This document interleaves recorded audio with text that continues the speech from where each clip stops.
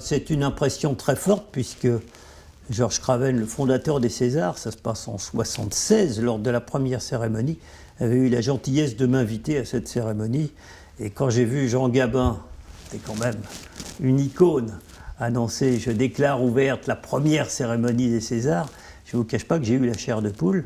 Et après, quand il a vu que dans la salle devant lui, il y avait Michel Morgan, il lui a ressussurré « T'as de beaux yeux, tu sais ». On était tous bouleversés.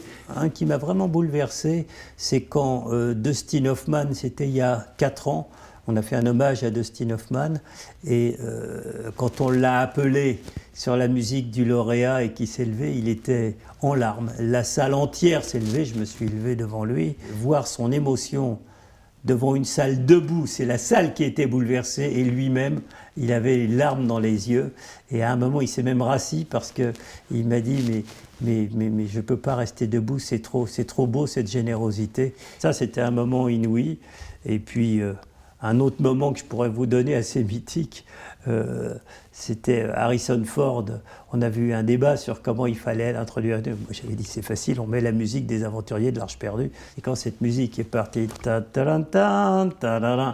le monde s'est levé. C'était formidable. Et là aussi, grosse émotion. Moi, quand Marion Cotillard, elle a le César, mais j'y suis pour rien, c'est le corps électoral qui a voté, et que le lendemain, elle va prendre l'avion et le dimanche soir, elle va prendre l'Oscar. Le doublé César-Oscar est pour moi un souvenir inouï. C'est la magie du cinéma, ça. Je crois que le plus fou, alors je ne sais toujours pas pourquoi, c'était lors d'un hommage, il y avait Serrault et Aznavour, et je ne sais pas pourquoi, Michel Serrault avait souhaité qu'on lui apporte une casserole de spaghettis, et je l'étais retourné sur la tête. Je dois vous avouer qu'on était resté, c'est vraiment la définition le plus fou, voilà, et c'était d'une générosité, d'une gentillesse. Aznavour qui était à côté de lui, c'était à l'époque des Fantômes des Chapeliers, où un peu après, il n'en était pas revenu, mais aussi quelle beauté, quel génie, quelle sincérité, quelle humilité.